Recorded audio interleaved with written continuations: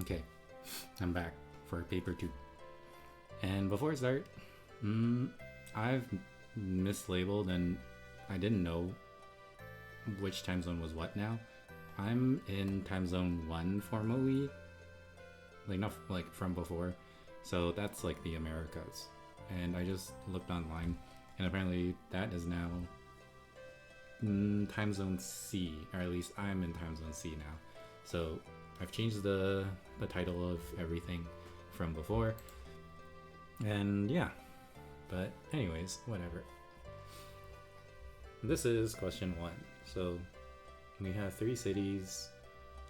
L is directly east of J, so this is east, 25 degrees here, and then the bearing from D to J, bearing of D from J is 34 degrees. So bearings are, this is from J, bearings always start north and then they go they go clockwise until your line of direction. So that means that this is 34 degrees. And then because we know that J to L is directly east, then this is 90. So before I even read the rest of the question, I'm gonna just figure out what this is. So this should be 56. Okay, then I need to find angle JDL. So J to D to L, so it's this angle right here. And because I know these two internal angles of the triangle, I can just take 180 and then subtract them.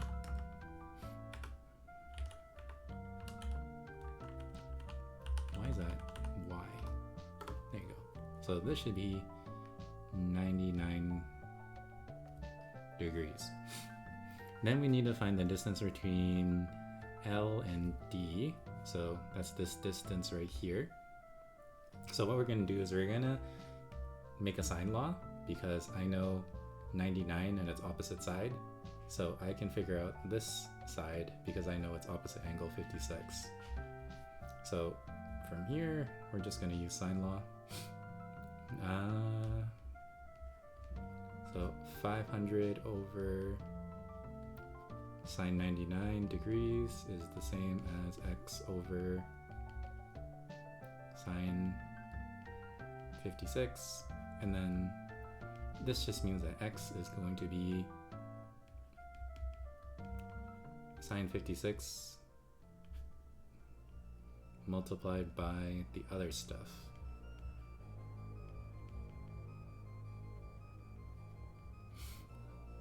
Okay, and then just put this in your calculator. Before you do, make sure you're in degree mode, because your angle is in degrees.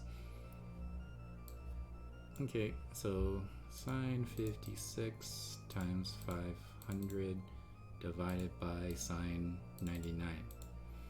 And then we're going to round this to 3 significant figures. So this is going to be 420.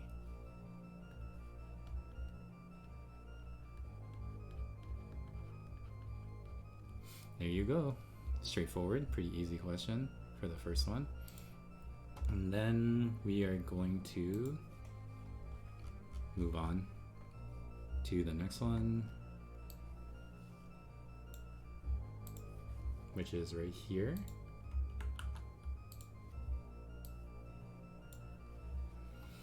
So a value of a car, here's the formula for the value of a car. T years since 2023. Write down the annual rate of depreciation. So you can see right here that each year it retains 91% of its value. So that means that its rate of depreciation is 9%, or 0.09. Then we need to find the value of the car on January 2028. So this is 5 years later, right, from 2023. So we just plug in t equals 5. So your cost should be whatever this is. Again, throw out your calculator, pull out your calculator. So 40,000 and then 0.91 to the power of 5 And again, 3 significant figures, so $25,000.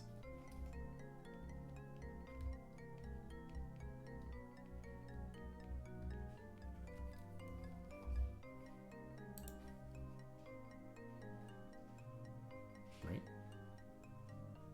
Yeah. 25,000. So let me just erase this 0 here. Okay. Then someone wants to buy the car.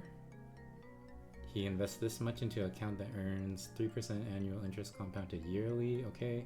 Doesn't make any more deposits. So he wants to buy this car for its value on this. So he wants to buy the car when it costs this much. In addition to the money in his account, he will need this much. Okay, so I need to find out how much money he has. So this is just straight up from your formula booklet. Your future value should be 15,000 times 1 plus your rate divided by 100 times your compounding period. But because this is yearly, the compounding period is 1. And then his time is also 5 years because he starts investing at 2023. So we are gonna put this into our calculator. So 3 divided by 100 is 0.03. This is to the power of 5. Okay, so then this is how much money he has, and then we are going to subtract this from the cost of the car.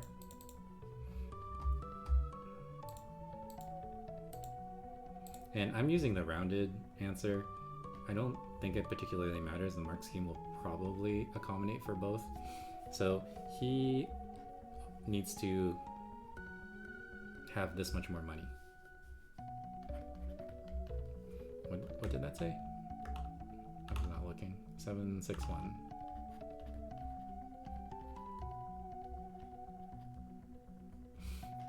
$7,610 more dollars. Okay, another easy one. Number 3.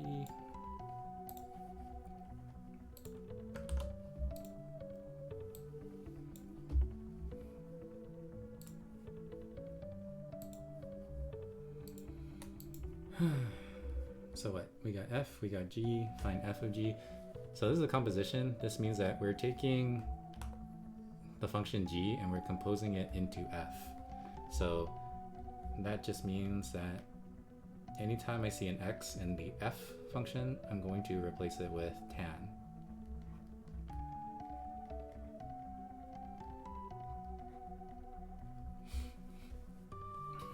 And then we're going to graph this from -1 to 1, write down and clearly label coordinates of any maximums or minimums. Okay, it's topic 2, so we can just put this into a graphing calculator.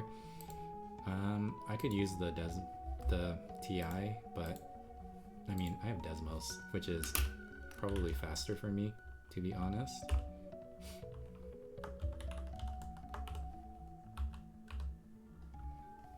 So look at how funny that looks.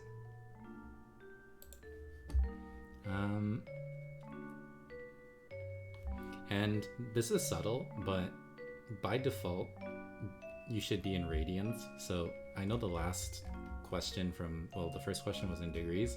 You will need to switch this to radians. I know it doesn't say, but generally by default, we work in radians. So from -1 to 1, right? So we need to include these 5 points, which again, you can just figure out on your graphing calculator. And then you just sketch it in.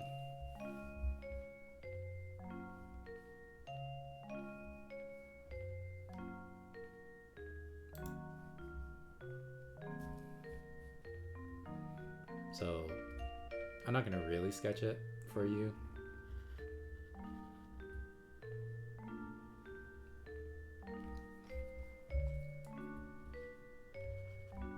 because, you know, this is all just calculator work. Again, here, pause the video, and then you can see these should be the coordinates of your minimums and maximums.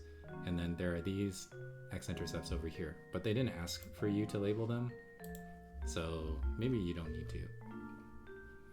Okay, next one. So far, not so bad.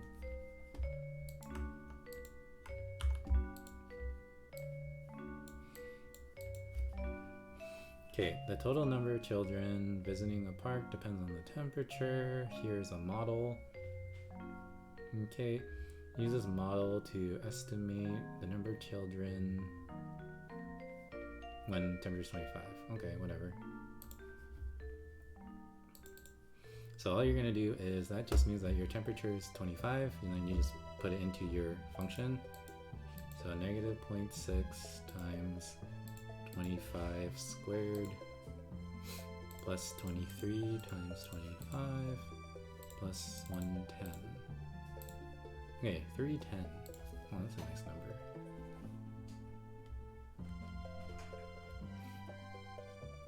$310 children. Okay. Then an ice cream vendor is going to find the relationship. So we're gonna probably just do a linear relation. So go into your calculator, go into stats, well this is for TI, and then we're going to input our x values first. So that's 15, 27, 23, 35, 46, and then add in the corresponding y values, so 81, 175, 202, 346, 360.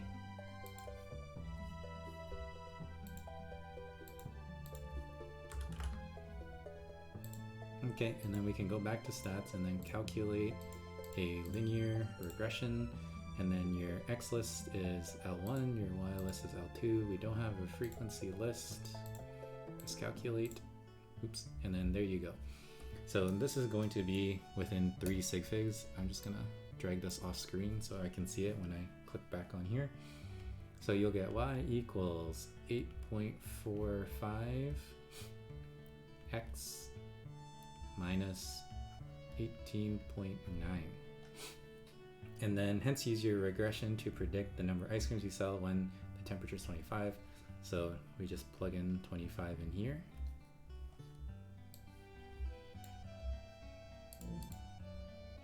So 8.45 times 25 minus 18.9. So your ice cream vendor will approximately sell 192 ice creams. Okay. So far this isn't that bad, to be honest. Nothing crazy.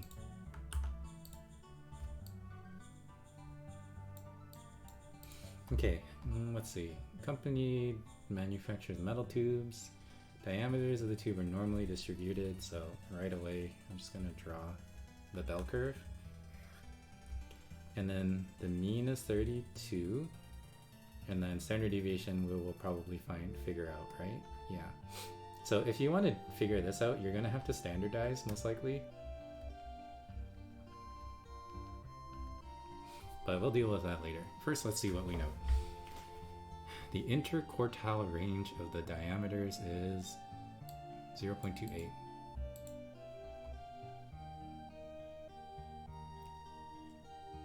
Interesting. Have they ever mixed interquartile range with normal distribution? Weird. Okay, so interquartile range is the middle 50%.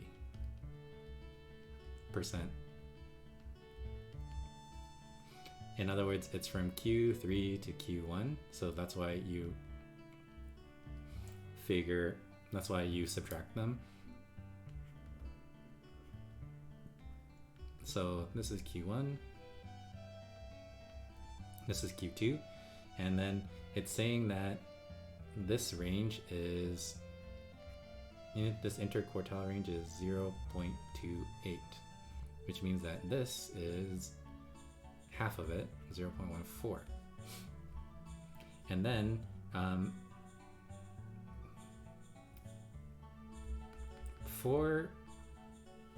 just thinking ahead for my calculator. So for an inverse norm, at least for a TI 80 whatever I have, you need an upper boundary.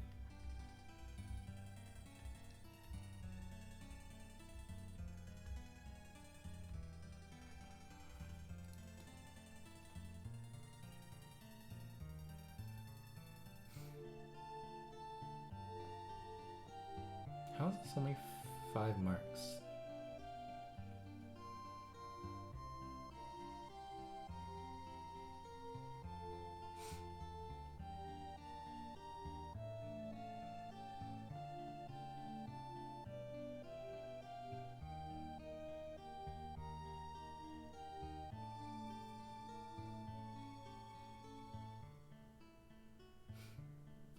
Okay, well, damn, and I was just saying how I thought that this was going to be pretty straightforward. This should be 0.5. And then that means that this little section right here is going to be 0.36. But I don't know what Q1 is. Oh, I do know what Q1 is. Oops. So Q1 is going to be, never mind, this is easy. 31 point, and I'm taking away 0.14. 31 point whatever this is. Oh god. 86. Okay, so here we go. I have this as my upper boundary. So essentially the probability that your pipe is less than 31.86 should be 0.36. And then we standardize this.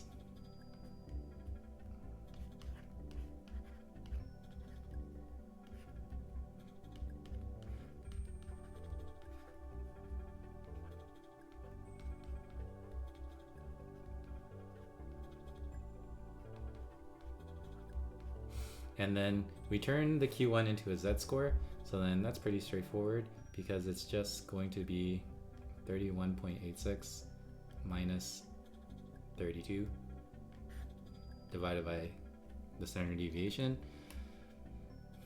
Okay, and then from our inverse norm,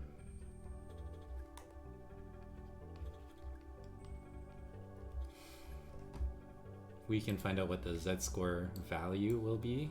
So we're gonna go to stat, calculate. Oh, actually no, this isn't distributions. Inverse norm. Now my area is 0.36, and then my mean and standard deviation of my standardized normal is 0 and 1. So this should tell me the Z-score.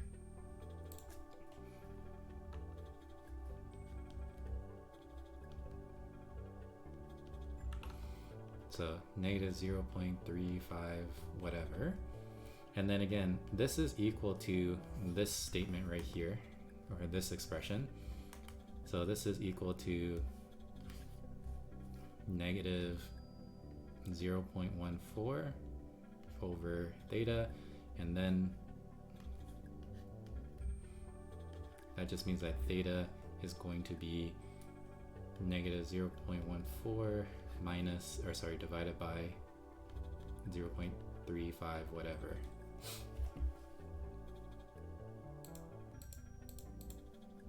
Okay, so I'm just gonna do that. Negative 0.14 divided by my answer, which was the Z-score. So there you go. Standard deviation is 0.391 approximately. And then whatever this is, the units, centimeters, millimeters. Okay. Not bad. Not bad. And then next one looks like a binomial theorem question.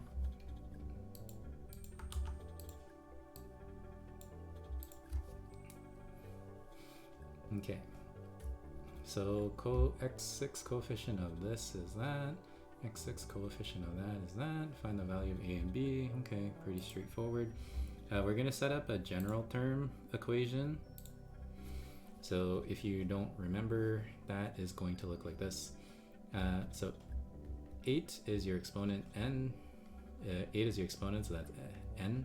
So this is 8. And then r is which term in the expansion x to the power of 6 will be. So we'll figure this out in just a bit. And then we have a x to the power of 3 to the power of 8 minus r times b to the power of r. Okay, so what we know is for x6, that means that this needs to be 6. So pretty quickly then, you can see that r will then need to be 6 as well, because 8 minus 6 is 2, and then 2 times 3 gives you the exponent 6. Okay, so now that we know that r is 3, then basically we're gonna look at what the coefficients, what parts of this general term will be the coefficients. I'm trying to highlight. Come on, let me highlight. There you go. Okay, it's not letting me highlight. So the coefficients are going to be made by Pascal's triangle number. A to the power of 6. Or not to the power of 6, to the power of 2, and then b to the power of 6.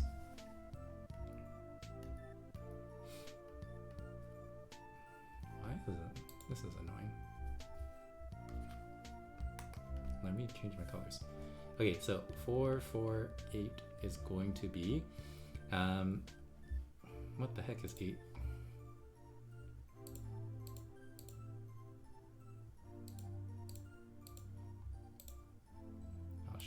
Okay, first I need to find 8CR. And then again, R was 6. So I got 28 here. I have A to the power of 8 minus R, which is 2. So 2. And then B to the power of 6. Okay, so I have one system, one equation, and I'm gonna make a second equation using this piece of information. And again, it's a very similar setup. Basically, now we have 10,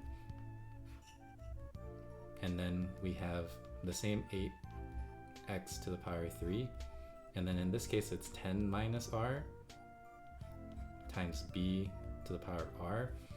So same logic, these two together need to be 6, so that just means that r needs to be 8, because we need this to be 2. So that means that this is 8 and this is 8. And then again, the coefficient 2880 is going to come from this binomial coefficient, a to the power of 2 and then b to the power of 8. So we're going to get our second equation, 2880 is equal to a to the power of 2, b to the power of 8, and then whatever this is, 10 c 8, which is 45.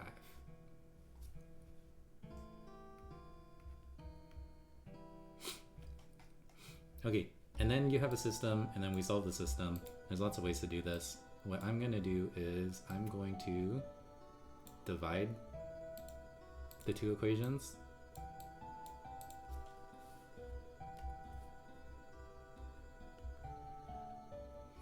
because what's going to result is the a squareds cancel out.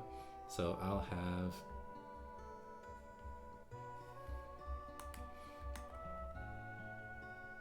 (2880) over 448, and then on this side I'll have 45 over 28, and then b to the power 8 divided by b to the power 6 is b to the power 2, and then from there we're going to go and find out what b is. So b is going to be the square root of 2880 over 448, and then this is going to be multiplied by the reciprocal of 45 over 28, so I'm going to multiply it by 28 over 45. And then normally, you know, there's plus and minus, but they do tell you that a and b are positive here. So I'm only considering the positive number. And I guess I can figure out what this will be.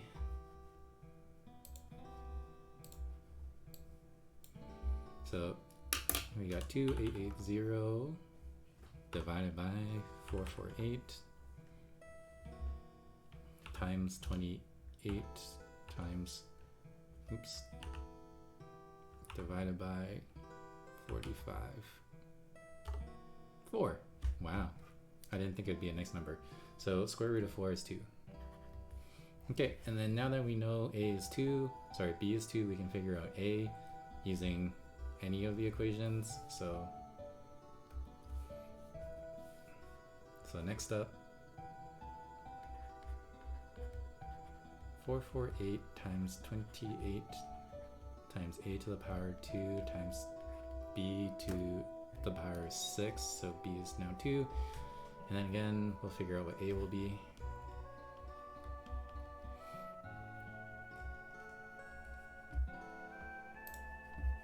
So I'll just leave this to calculator and not write it. So it's 448 divided by 28, which is 16. And then we're gonna divide this by 2 to the power 6. I should know what this is off the top of my head, but I don't. I think it's like 64. 0.25, right? Okay, so a squared is 0.25, which is 1 over 4. So that means that a is going to be 1 over 2.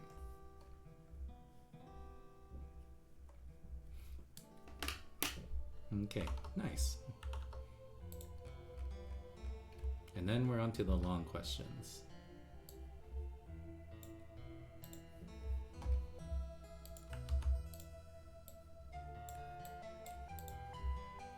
How are we doing for time? It's already been half an hour, geez. Okay, let's see. Yeah, the temperature for a cup of tea. Find the initial temperature of the tea. Okay, so then that just means that T is going to be 0. And then I'm just looking ahead. I'm going to need to plug in things into derivatives. Okay. So I'm going to do this through Desmos. You can, again, use like your actual calculator, but I'm going to call it h and then of x.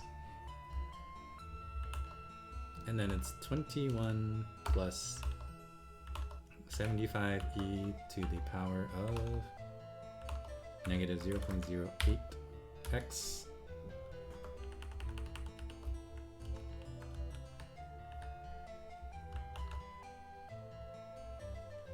okay.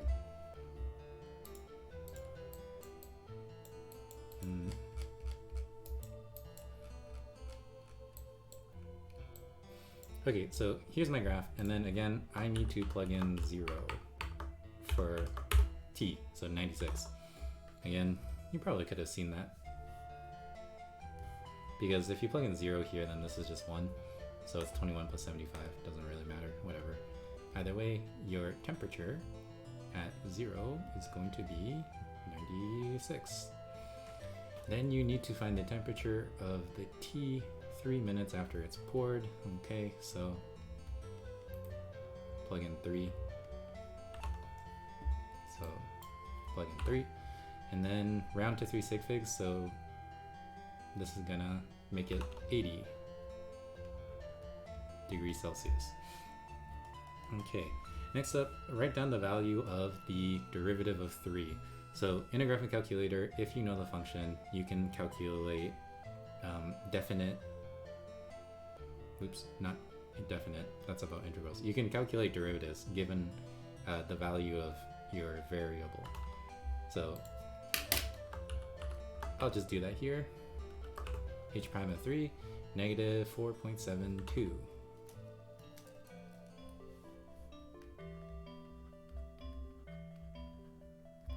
So interpret the answer given your context. So this means that your cup is losing 4.72 Celsius per minute at 3 minutes. So this is the instantaneous loss of heat at 3 minutes. Then let's see, after k minutes, the T will be below 67 and be cool enough to drink. Find the least possible value of k. Okay. So again, this represents the temperature of the cup, right? So we just need to find out when it's gonna be 67, right?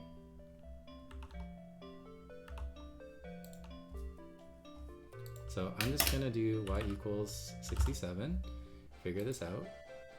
So at 6.11, right? So at 6.11 minutes, it's going to be 67 degrees. And then it says here that k needs to be an integer, a positive integer. So we're gonna just round this up to 7 minutes.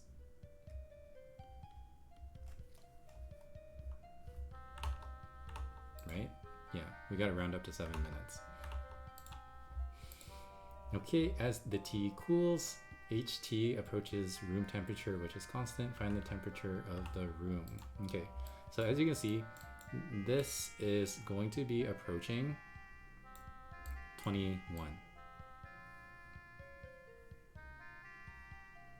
degrees.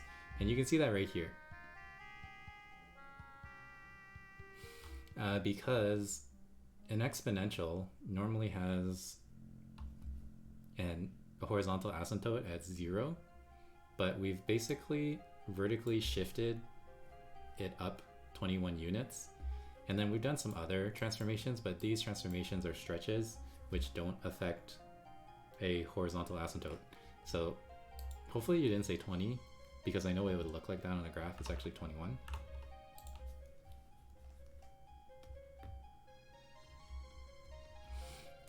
And then find the limit of h prime of t as t approaches infinity. So again, h prime is the change in temperature, but the longer you wait, the closer it's going to be to room temperature and the less it's going to change.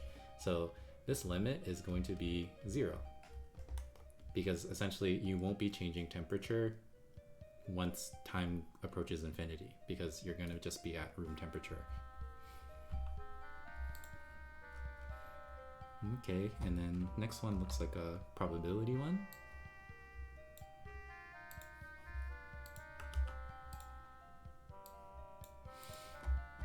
Okay, let's see. 100 people, 160 people were surveyed, 60 were children, the rest were adults, so that means that this is 100 people. Each person about preferences of chocolate. Okay, and then I'm gonna fill out the table here. So there should be 60 people here, which means that this is 12. And then, oh yeah, see, I already answered the first 2 questions. P and Q. And then 3 people are chosen at random from those surveyed. Find the probability that all 3 are adults. So choosing an adult is an independent event. Well, no, it's not. It's dependent, because once you choose an adult, there's less adults to choose from and less people to choose from. So if you want all 3 to be adults, then this is going to be 100 out of 160. and then multiplied by the next adult. So that's 99 over 159, and then 98 over 158, and then put this into a calculator. I'll keep it as a fraction. 100 times 99 times 98, 9297 something something.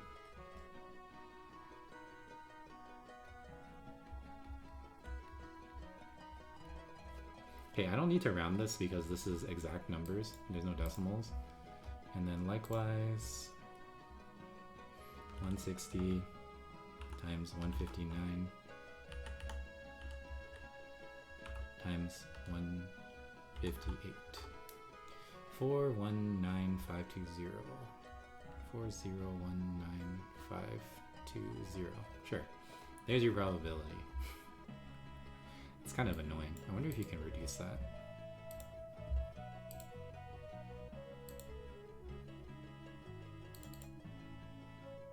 (970,200) divided by 4019520. Give me a fraction. Okay. You know what? It's paper 2. I'm gonna do 3 sig figs. 241, right? I'm just...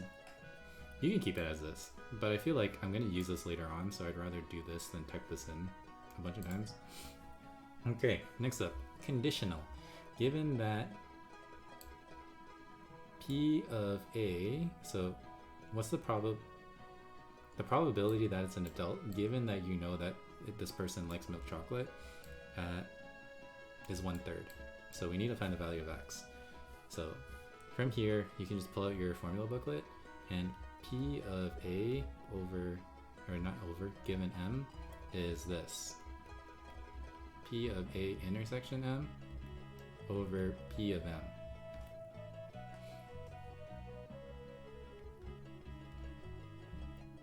Okay, so from there, the probability that you're an adult and you like milk chocolate, that's X people out of 160.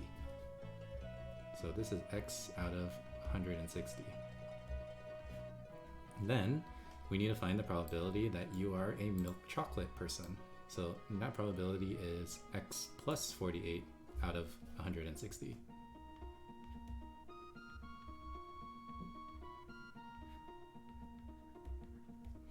And then this is equal to 1/3. Okay, and then once you're here, don't waste any time with algebra because you have an equation solver in your GDC. Just punch this in and figure it out. I'm going to use Wolfram. So solve x over 160 divided by x plus 48 over 160 equals 1/3. I mean, you could use algebra, but whatever. Okay, equation solve. 24.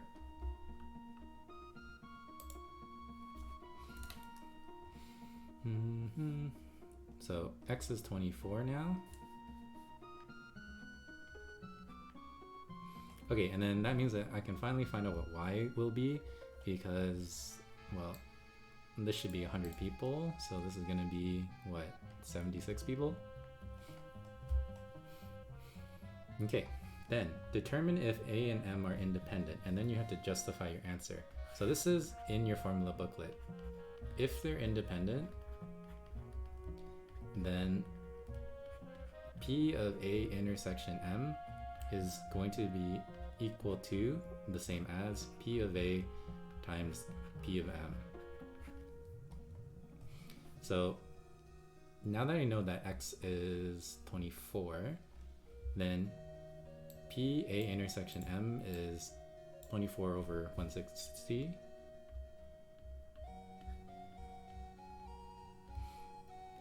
And then P of A, that's adults, right? Probability of adults. There's 100 adults, so this is 100 out of 160. And then P of M is probability of a milk chocolater person. So that's 48 plus 24, which is 72 out of 160. And then all you need to do is you just need to check whether or not these two are equal. And I'm pretty sure they're not equal. So this is not independent. That's just my guess, but you can just actually check this on a calculator. I'm just trying to save some time. Then it can be assumed that the survey results are representative of the entire population of the city. So 10 people in the city are chosen at random. Find the probability that at least 5 of them prefer chocolate. So this question has now shifted into a binomial distribution. So you have 10 independent people, and then they either prefer dark chocolate or they don't. And we want to find the probability that at least 5 of them do. So let's say X is the number of people that like dark chocolate. We want at least 5, right? So greater than or equal to 5. Okay. Now, in, again, my calculator,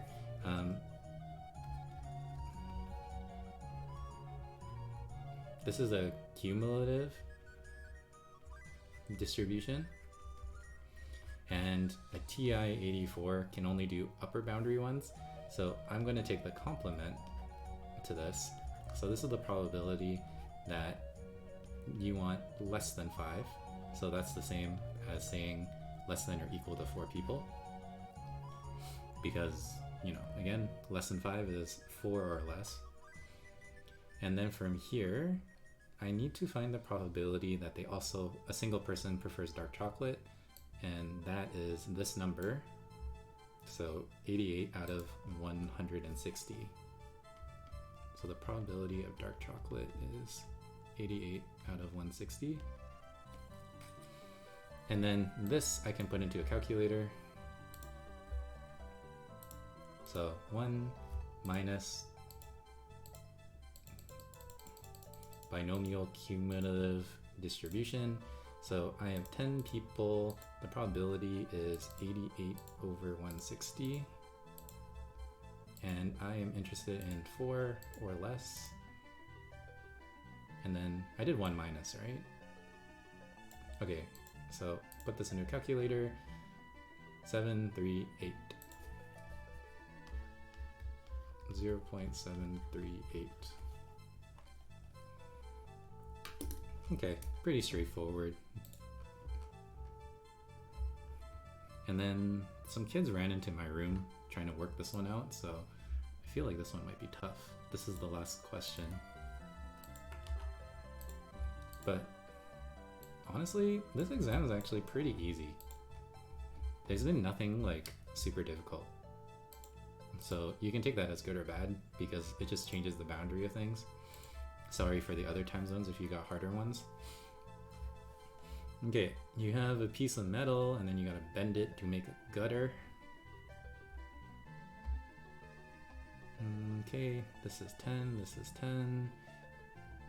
You have some angle here. This is circle, circumference 12. And then what? I'll probably need to figure out what theta is, right? That's on the next page.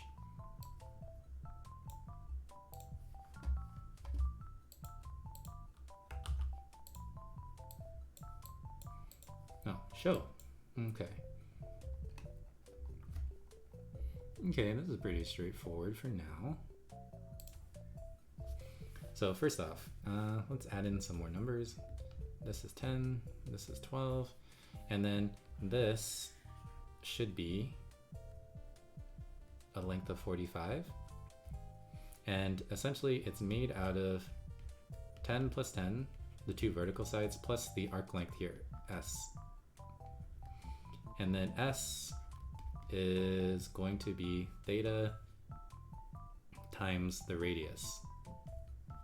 And then this is in radian form, of course. Okay, so first off, that means that S is going to be 25, and then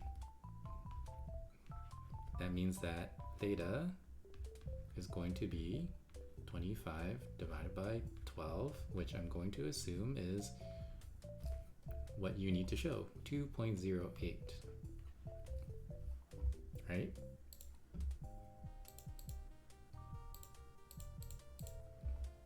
Yeah, okay, done. Next up, find the area of the cross-section of the gutter. Okay, so we need to find the sector area, and then from here,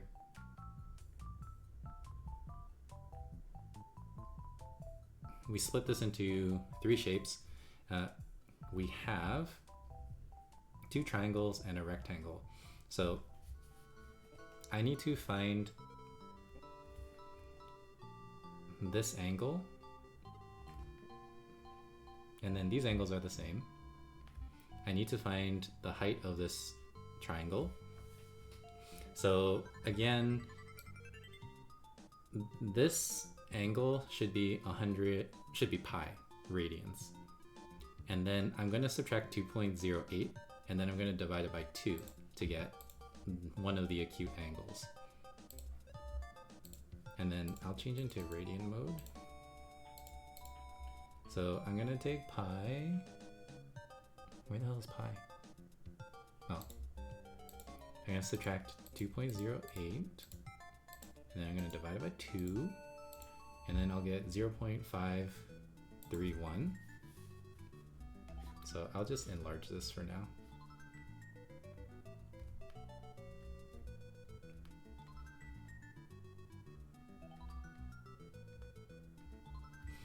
Okay, and then I want to find this distance right here.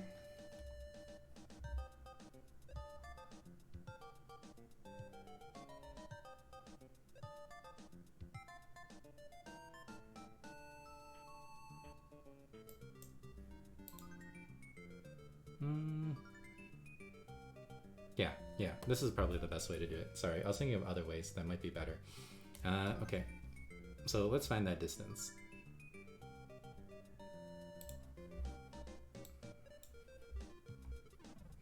Okay, this is just right angle trigonometry, so sine of your angle should be distance over 12, so d should be 12 times sine of the angle. Okay, so 12 times sine of this. 6.07. Okay, so I know that this is 6.07, and then that means that my upper rectangle should be 3.93, because you know that they should be 10 together. Okay, and then the width is 12, or sorry, 24, because that's 2 radius. Okay, then we're done. We just need to calculate it. So we're gonna do area of this plus 2 of these plus rectangle on top. Okay, so this is 1/2 radius squared times sine theta? Uh-oh. Formula booklet, where are you?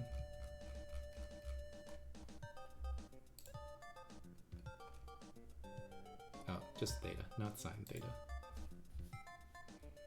Okay, 2.08 plus 2 times, and then 1/2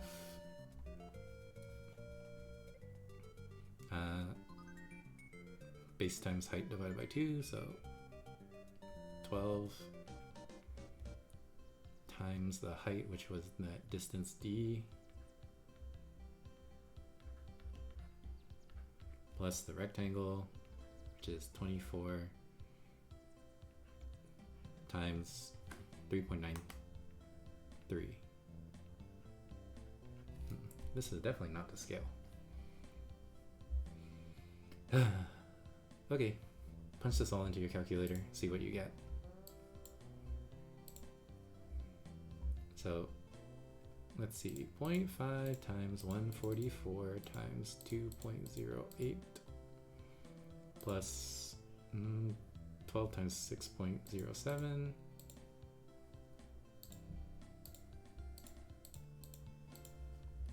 plus 24 times 3.93. So 316.92.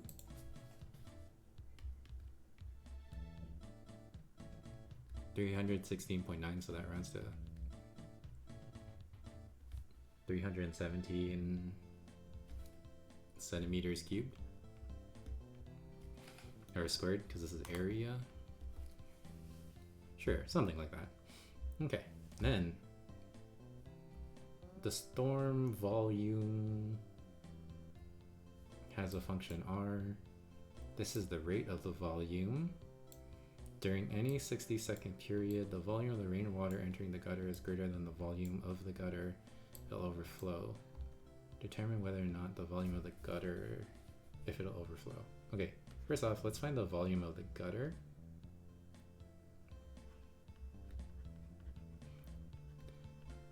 So we're just gonna, it's a prism, and we're just gonna take this cross-sectional area and then we're gonna multiply by 600. So 317 times 600 is gonna be whatever.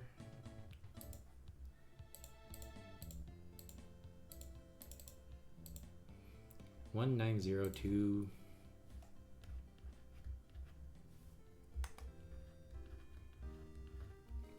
200. Okay.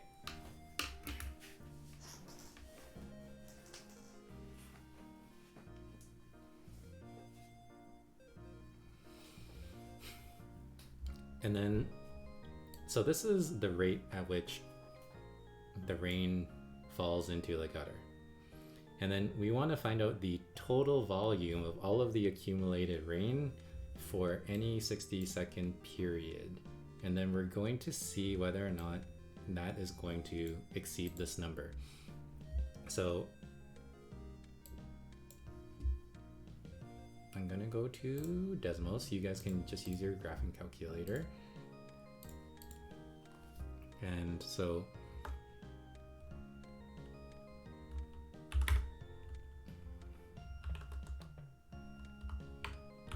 and I'm just gonna type in the rate of the rain first. So 2 pi over 5x plus, what the heck is this, 3,000? Okay, and then you're gonna have to change your windows, of course. It looks like this is gonna be centered at 1,000 plus or minus 50. So I'm gonna say 3,100 to 2,900, and then it says for any 60-second period. So we're gonna just do, let's do 2 minutes. Okay, so then this is always how much rain is falling. So you can see that like it'll fall more, sometimes it'll fall less. And then what we're gonna do is we're gonna integrate this from 0 to 60 to find out the total amount of rain accumulated. So let me just call this something else, like f of x. And then this is a definite integral, so we can just put this into a calculator. So I'm just gonna start at 0 to 60. It says any 60-second period, so that means like it doesn't matter which 60 seconds it'll be. And then I'm gonna integrate f of x dx. So as you can see, you will only accumulate 180,000 whatever. That's a nice number, to be honest.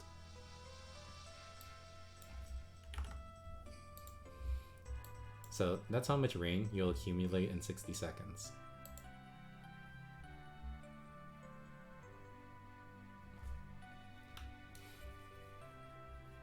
So, no, won't overflow.